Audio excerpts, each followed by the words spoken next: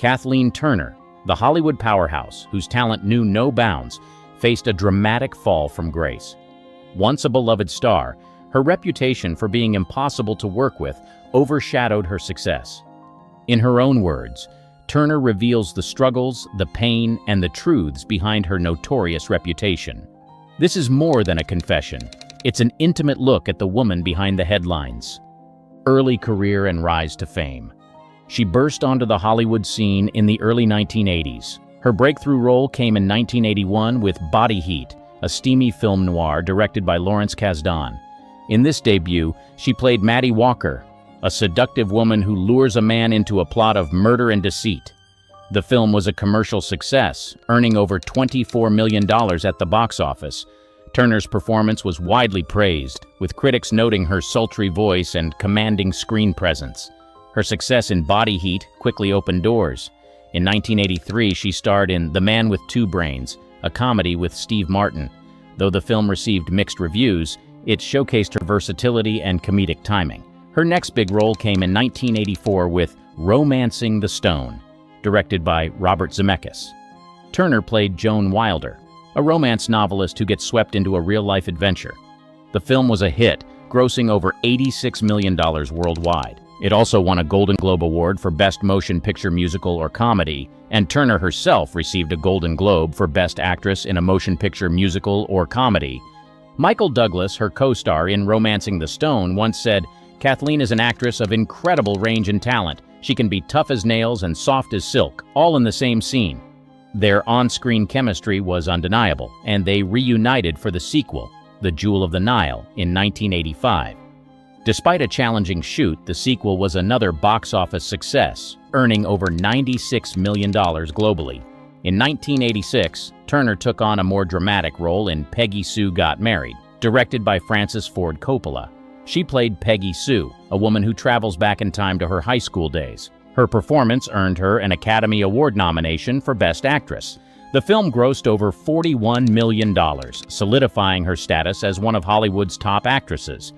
Turner's rise to fame in the 1980s was meteoric. She had become known for her distinctive voice, striking looks, and powerful performances.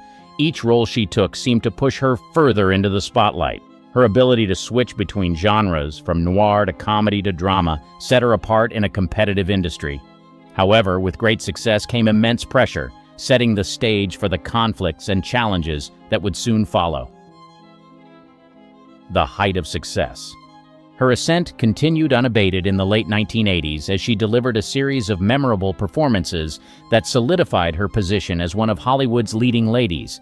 In 1987, she starred in The War of the Roses, a dark comedy directed by Danny DeVito. Reuniting with Michael Douglas, Turner portrayed Barbara Rose, a woman embroiled in a vicious divorce. The film's blend of humor and drama resonated with audiences, earning over $86 million worldwide. Critics praised her fearless performance, highlighting her ability to balance both comedic and dramatic elements in a single role. Simultaneously, Turner's voice became iconic in the animated world. In 1988, she lent her distinctive voice to Jessica Rabbit in the groundbreaking film Who Framed Roger Rabbit, directed by Robert Zemeckis.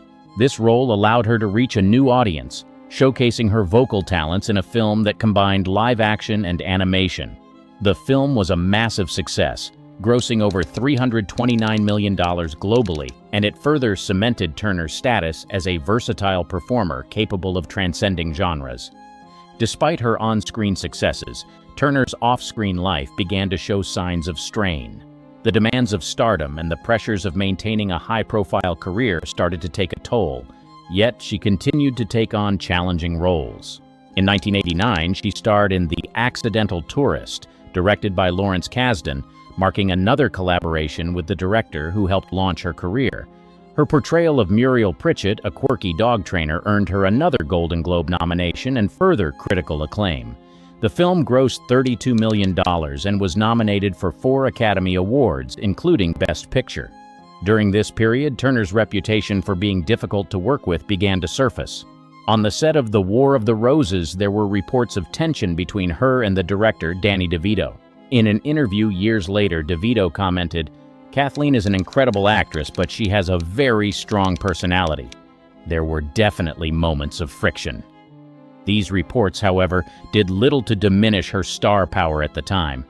In 1990, Turner starred in Serial Mom, a black comedy directed by John Waters. Her role as Beverly Sutphin, a seemingly perfect housewife who turns into a serial killer, was a departure from her previous characters.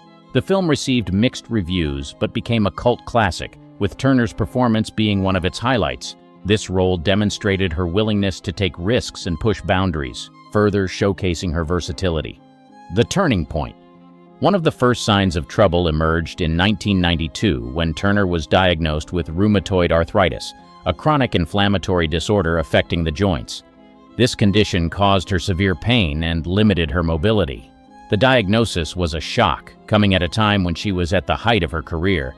In an interview with The Guardian years later, she recalled, "The pain was excruciating. Some days I couldn't even get out of bed." The impact of her illness soon became apparent on set. In 1993, while filming House of Cards, directed by Michael Lesack, Turner struggled to perform due to her physical limitations. Despite this, she pushed through, delivering a commendable performance as Ruth Matthews, a mother coping with her husband's death and her daughter's trauma. The film, however, did not perform well at the box office, earning only $500,000 against a $7 million budget. This marked a significant shift in Turner's career, as she began to receive fewer leading roles. Turner's struggles with her health and the accompanying pain management led to dependency on alcohol and painkillers. This exacerbated her reputation for being difficult to work with. During the filming of Serial Mom in 1994, directed by John Waters, reports of her erratic behavior and conflicts with the crew became more frequent. Waters, known for his tolerance of eccentricity, mentioned in an interview, "Kathleen was in a lot of pain and it showed, but she was also fiercely dedicated to her craft." Despite these challenges, Turner's performance in Serial Mom was well received, and the film developed a cult following. However, her health issues and the resulting behavior had begun to overshadow her professional achievements. She found herself at odds with directors and co-stars more frequently, leading to strained relationships within the industry. By the mid-1990s, her condition had worsened. The pain and mobility issues severely limited her ability to work. She took a step back from the intense demands of leading roles and started focusing on voice acting and smaller parts. In 1997, she voiced Stacy Lovell in an episode of The Simpsons, which was well received by fans and critics alike. This role allowed her to continue working while managing her condition, behind-the-scenes conflicts. While Turner was known for her strong personality, the pressures she faced exacerbated tensions with directors and co-stars. Her relationship with director Francis Ford Coppola also faced strain. During the production of Peggy Sue Got Married, Francis and Turner had numerous disagreements. She was very vocal about her creative input, which sometimes clashed with Coppola's vision. In an interview, Turner admitted, "Francis and I had different ideas about Peggy Sue. We butted heads a lot, but it was all in service of the film." Another instance of behind-the-scenes conflict was during the filming of Undercover Blues in 1993, where Turner starred alongside Dennis Quaid. Reports surfaced of frequent arguments between her and Quaid, often about the direction of their scenes. Despite the friction, the film was a moderate success, grossing over $12 million. Quaid later reflected, "Kathleen is a passionate actress. We had our disagreements, but it was all part of the creative process." Turner's struggle with alcohol further complicated her professional relationships. On the set of Moonlight and Valentino in 1995, directed by David Anspaugh, her drinking became a significant issue. Co-star Elizabeth Perkins recounted in an interview, "There were days when Kathleen was unreachable because of her drinking. It affected everyone on set, but we all knew she was dealing with a lot." The struggle with health. Turner's condition worsened rapidly. Simple tasks became difficult, and the pain was relentless. In an interview with The Guardian, she described the severity of her illness. "I would wake up in the middle of the night in agony. Some mornings I couldn't even get out of bed without help." This constant struggle with pain made it increasingly difficult for her to meet the physical demands of acting. The chronic pain led her to rely heavily on alcohol and painkillers to cope. This dependency not only affected her health, but also her professional relationships. In the late 1990s, Turner sought medical treatments to manage her condition. She underwent multiple surgeries and tried various medications to control the inflammation. Despite these efforts, the pain persisted and the side effects of the medication took their toll. She gained weight and her appearance changed, leading to fewer acting opportunities. By the early 2000s, Turner had shifted her focus to voice acting and stage performances, which were less physically demanding. In 2001, she voiced the character of Constance in the animated film Monster House. This role allowed her to continue working while managing her health issues. The film was a commercial success, grossing over $140 million worldwide. Turner's determination to continue acting despite her health struggles was evident in her return to the stage. In 2002, she starred in the Broadway revival of The Graduate, playing Mrs. Robinson. The role was demanding, but she embraced the challenge. She later said, "The stage has always been my first love. It was tough, but it gave me a sense of purpose." Her perseverance paid off when she received a Tony Award nomination for her performance in Who's Afraid of Virginia Woolf in 2005. Turner played Martha, a role that required intense emotional and physical energy. Career decline and reputation. As Turner's health deteriorated, her appearance and energy levels were affected. The weight gain and changes in her physical appearance due to medications made it challenging for her to secure leading roles in film and television. She began to receive fewer offers, and many of the roles she was offered were significantly smaller than those she had played in her heyday. This shift marked a stark contrast to the vibrant and commanding presence she had been known for in the 1980s and early 1990s. Reports of her demanding behavior, coupled with her struggles with addiction, made producers and directors hesitant to cast her in major roles. On the set of House of Cards in 1993, directed by Michael Lesack, her behavior was described as erratic and unpredictable, leading to tension with the cast and crew. Lesack later commented, "Kathleen was battling a lot of personal demons at the time. It was a challenging environment for everyone involved." In 2000, Turner appeared in the film Beautiful, directed by Sally Field. She played the role of Verna Chickle, a bitter pageant coach. While her performance was praised, the film itself received mixed reviews and was not a commercial success, earning only $3 million at the box office. This further contributed to the perception that Turner's career was in decline. Despite these setbacks, Turner continued to work in various capacities, including voice acting and stage performances. She voiced the character of Jessica Rabbit again in several Roger Rabbit spin-offs and related media, maintaining a connection to one of her most iconic roles. This period also saw her taking on more television roles, guest starring in popular series like Friends and Law & Order. In 2002, Turner made a notable return to Broadway with her performance as Mrs. Robinson in The Graduate. The role, which required her to appear nude on stage, was a bold move and showcased her willingness to take risks. While the play received mixed reviews, her performance was generally well received, and it provided her with a much-needed boost in visibility. She also sought redemption and career rejuvenation through her work on stage. In 2005, she starred in the Broadway revival of Who's Afraid of Virginia Woolf, alongside Bill Irwin. Her portrayal of Martha earned her a Tony Award nomination, signaling a critical comeback. The New York Times praised her performance, stating, "Turner delivers a raw, riveting performance that reminds us of her immense talent." While the critical acclaim was a welcome relief, the financial success of her projects remained inconsistent. Nevertheless, Turner remained determined to continue her career, adapting to her circumstances and finding new avenues to express her talent. Attempts at redemption. As Kathleen Turner's health and career faced significant challenges, she made several efforts to redeem herself in the eyes of Hollywood and her audience. Recognizing the need for change, she began addressing her health issues and sought to repair her professional relationships. In the early 2000s, Turner took significant steps to manage her rheumatoid arthritis more effectively. She underwent a series of surgeries to replace damaged joints and adopted a rigorous physical therapy regimen. This commitment to her health began to pay off, gradually improving her mobility and reducing her pain. In interviews, she often spoke about her determination to not let her condition define her. "I refuse to be beaten by this disease," she told People magazine. "I want to show others that it's possible to keep going no matter how tough things get." As her health stabilized, Turner sought to rebuild her career. She turned to theater, where her talents were less hindered by the physical demands of film and television work. Her performance in The Graduate in 2002 was a critical step in this direction.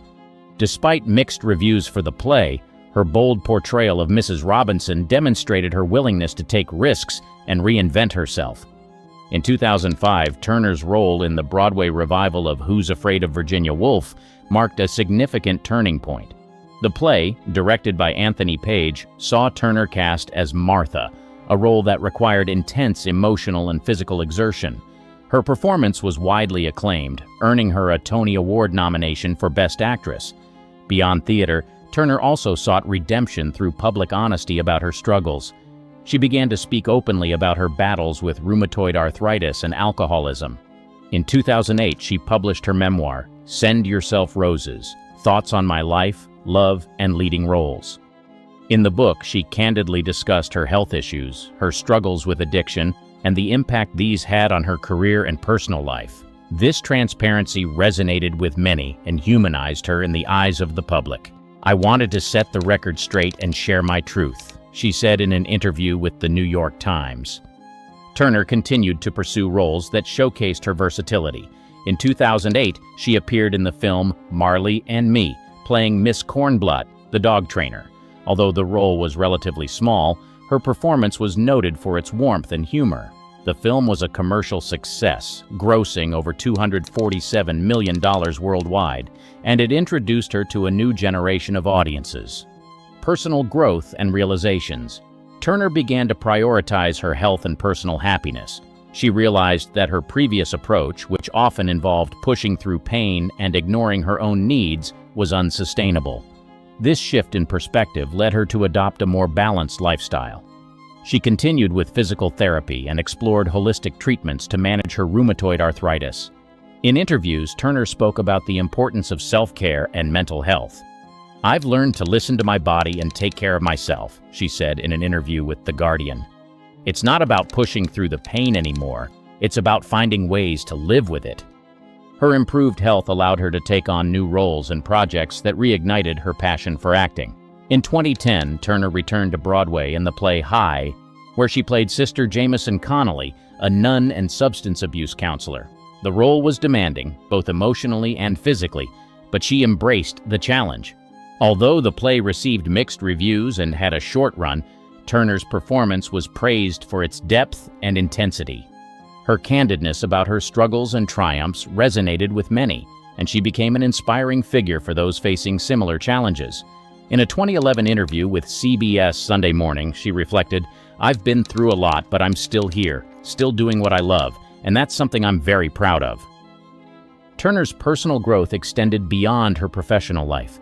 She rekindled relationships with family and friends, focusing on the importance of personal connections. In her memoir, Send Yourself Roses, she wrote about the value of forgiveness and reconciliation. "I've learned that holding on to anger and resentment only hurts you," she said.